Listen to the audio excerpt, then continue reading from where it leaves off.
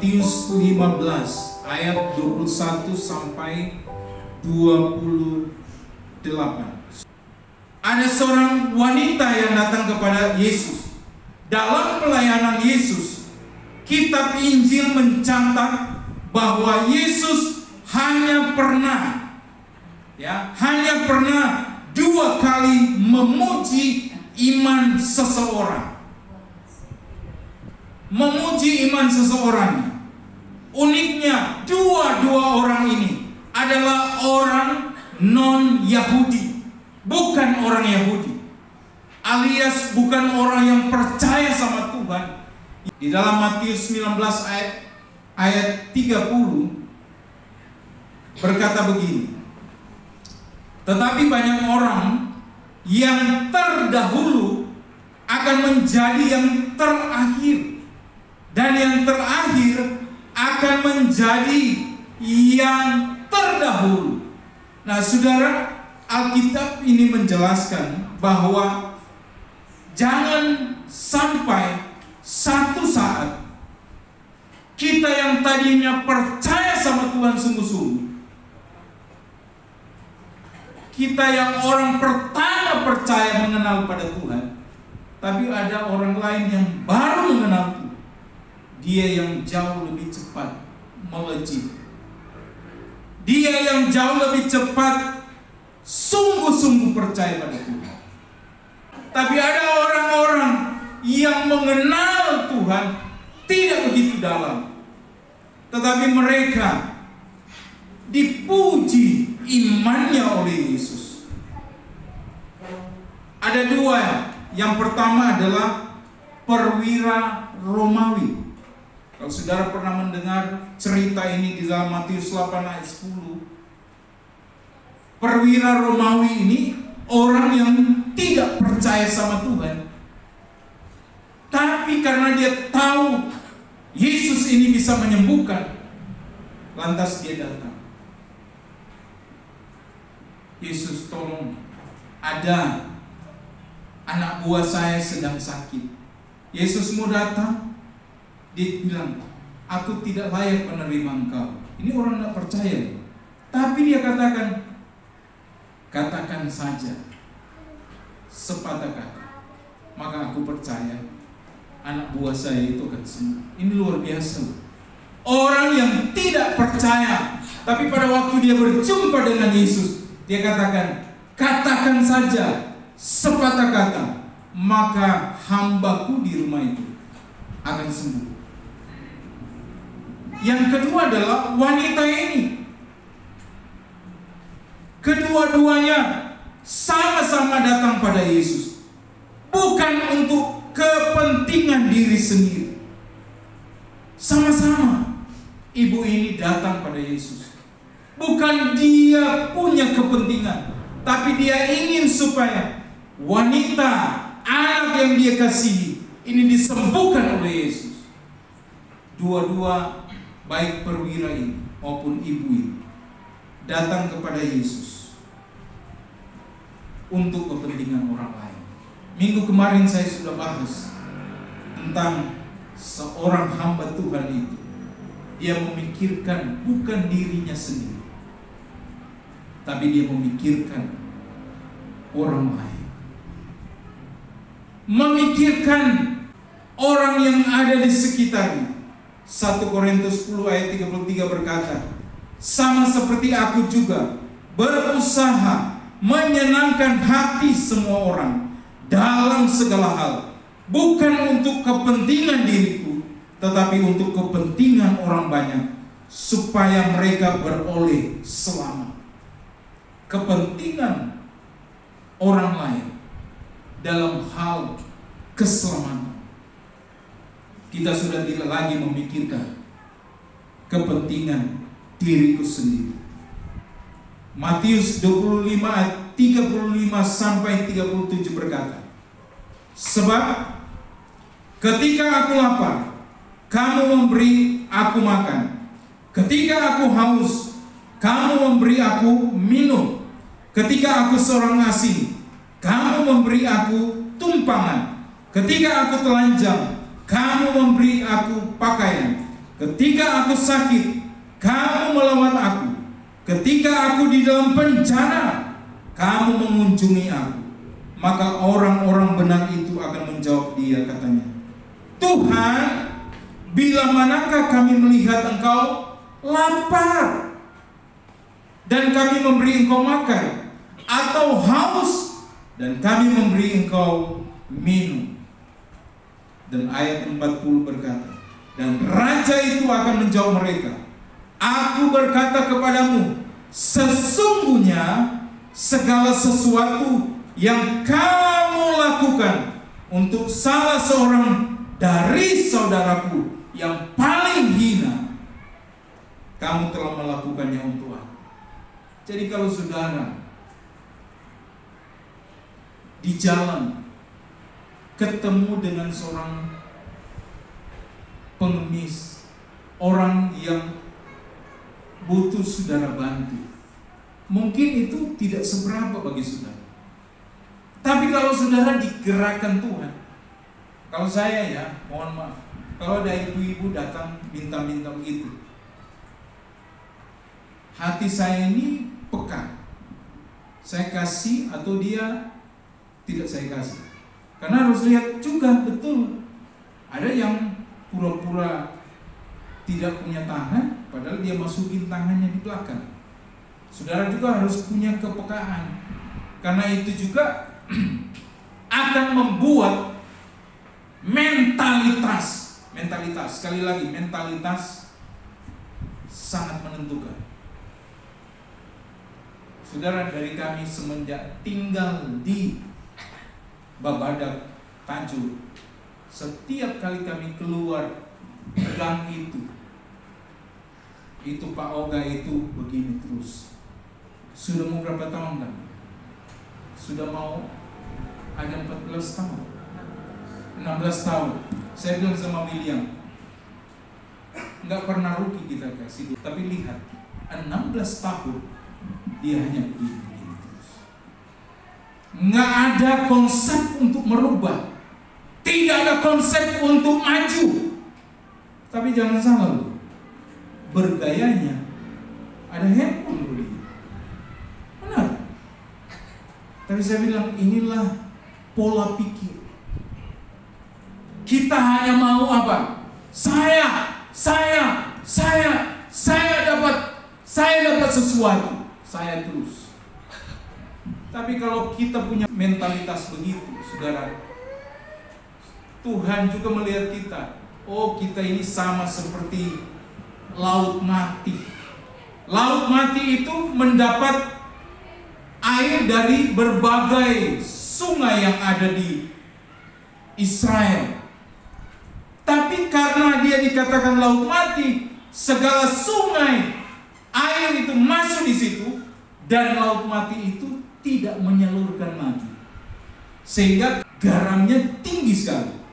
Apapun yang ada di situ itu pasti mati. Tapi bedanya dengan Sungai Yordan, Sungai Yordan itu dari berbagai tempat masuk air situ dan dia salurkan lagi. Maka di Sungai Yordan itu ada kehidupan. Maka Alkitab berkata, lebih baik memberi daripada menerima. Tapi itu suka kan menerima kan? Kita ingin menerima.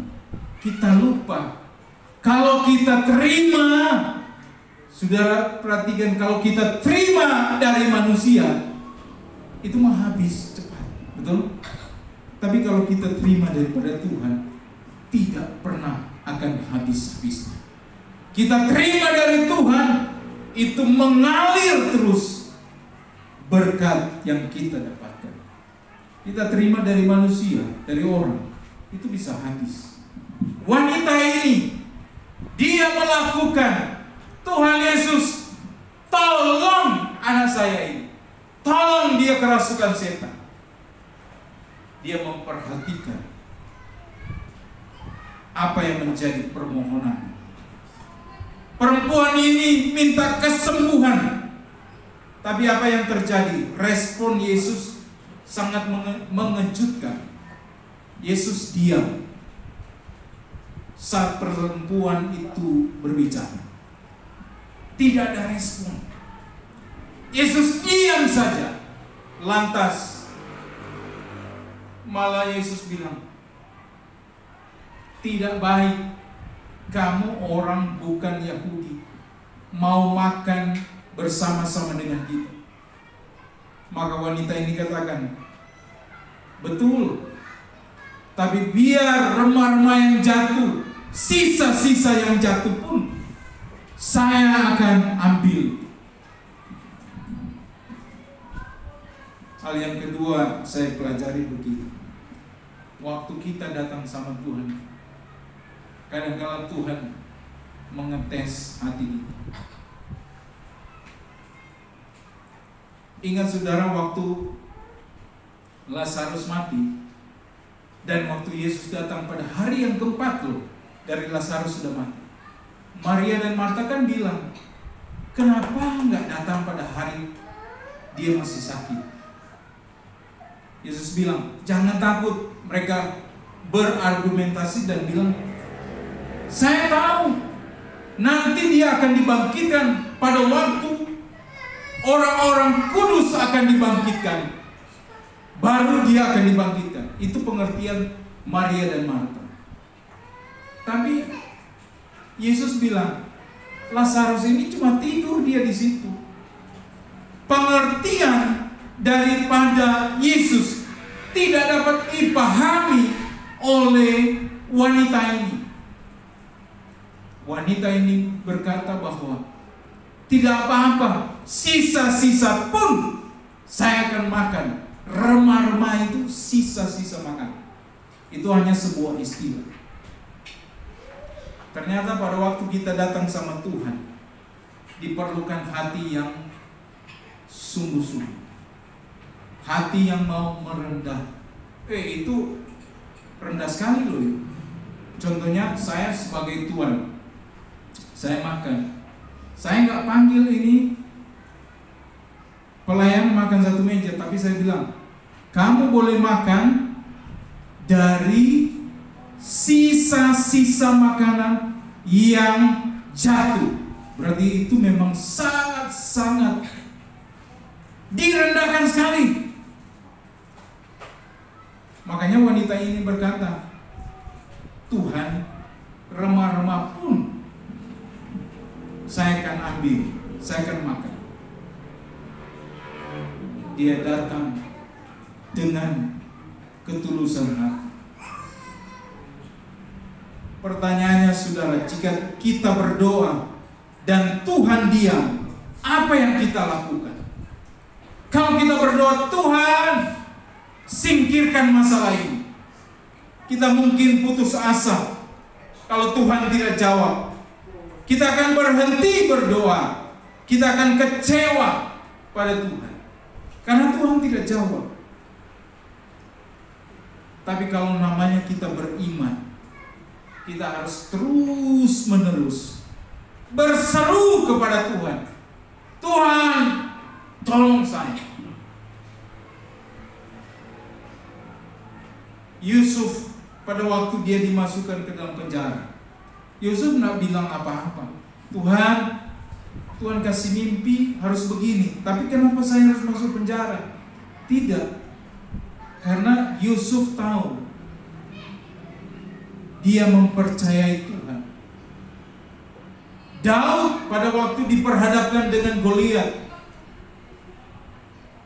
Daud tidak hanya sampai beriman loh, tapi Tuhan izinkan Daud harus berperang dengan Goliat.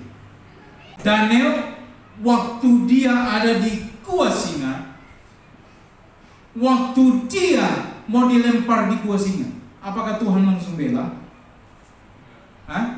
Tidak kan? Betul ya? Tapi Daniel harus masuk di gua singa. Sudah masuk, barulah pertolongan Tuhan terjadi. Betul? Sadrak, Mesak, Abednego sudah dilempar di dalam, sudah ada di perapian, barulah mujizat terjadi. Maka kadang-kadang Tuhan izinkan kita harus menghadapi masalah itu, baru kita akan melihat kuasa Tuhan bekerja. Masuk dulu, Pada waktu kita masuk dalam pergumulan yang berat, persoalan yang berat, disitulah ku percaya yang bridge tadi. Kau bekerja mendatangkan kebaikan di hidupku. Ku percaya kau bekerja mendatangkan kebaikan, mendatangkan kebaikan di hidupku, di hidupku. Tidak ada seorang kapten laut akan dikatakan dia hebat kalau dia tidak pernah membawa kapal laut di tengah gelombang. Enggak ada. Enggak akan dia bilang kapten hebat, tidak. Tapi seorang kapten yang hebat, dia akan dibilang luar biasa karena dia bisa mengatasi gelombang yang besar. Saya percaya iman kita tidak pernah akan teruji kalau kita tidak pernah masuk pada persoalan pergumulan. Rasanya berat. Saudara, waktu pesawat kami mau turun dari Manado, saya sudah lihat, waduh, ini awan ini tebal sekali. Dan saya bilang sama istri, biasanya kalau pesawat ini dia tabrak awan akan terjadi kegoncangan. Betul, waktu dia tabrak itu awan, maka waktu dia tabrak itu goncang gitu. Bergoncang itu pesawat kiri kanan, goyang gitu. Udah mau mendarat karena awan tebal. Saya berpikir selama ini awan itu, kalau saudara lihat seperti kapas kan gitu aja kan. Tapi karena saking tebal, kalau dia tabrak maka akan goncang itu pesawat. Tapi kenapa kita percaya? Kita mempercayai pilot itu dia mampu mengatasi. Saya tanya saudara, pernahkah saudara mengenal siapa itu pilot itu? Siapa namanya? Tahu namanya? Enggak tahu. Tapi saudara mempercayai sama pilot dan kopilotnya. Sama. Kita percaya pada Yesus Kristus. Tapi kita jadi ragu, jadi takut. Apa yang harus saya lakukan ini? Saya percaya nggak sama Tuhan? Wanita ini, waktu dia berseru pada Yesus, apa yang terjadi? Murid-murid Yesus itu melarang dia. Saya mau katakan, kadangkala kita datang sama Tuhan, yang menjadi penghalang yang ada, yaitu orang-orang di sekitar kita. Wanita ini berseru, Yesus tolong. Tapi murid-murid Yesus bilang, sudah, jangan ribut, jangan ganggu Yesus. Yang menghambat orang itu datang pada Tuhan kadang-kala kita sendiri. Kamu mau ke gereja, Tuhan tidak jawab pergumulanmu. Ngapain ke gereja? Ngapain kamu seperti orang suci saja? Pergi doa malam, pergi untuk bersekutu, bawa Alkitab. Ngapain kamu? Kadang-kala yang ngomong itu, coba saudara cek, bukan orang yang tidak percaya, orang yang percaya sama Tuhan, yang dia juga tidak mempercayai Tuhan. Nggak usah ke gereja lah. Saya mau katakan iblis itu pintar. Sekali saudara nak ke gereja, maunya terus menerus dia lakukan. Ada aja, minggu pertama ada aja, kedua ada aja, ketiga ada aja, keempat ada aja. Maka terus menerus. Tapi pertanyaannya, waktu kita kena masalah, musibah, siapa yang kita marah? Bukankah Tuhan yang kita marah? Tuhan gak adil. Kalau malaikat bilang, gak adil bagaimana? Tuhan cuma minta 1,5 jam, tapi kamu melupakan Tuhan.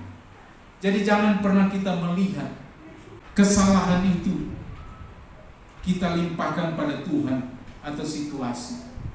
Tapi mari kita mulai melihat, saya yang salah ternyata. Saya gak pernah berdoa loh. Saya gak pernah memuji Tuhan. Saya tidak pernah datang beribadah sama Tuhan. Jadi jangan pernah kita, Tuhan gak baik sama-sama. Murid-murid ini menghalangi perempuan. Mari kita, apapun yang menjadi halangan, jangan pernah kita undur. Jangan pernah kita jauh daripada Tuhan. Situasi, kondisi bisa menghampiri saya dan saudara. Tapi percayalah, mujizat Tuhan itu sampai detik ini masih terjadi. Amin. Terbukti saudara masih bisa menghirup udara yang segar. Apapun tantangan ke depan, tantangan kita ini semakin besar sekali, saudara. Saya lihat di IG anak-anak yang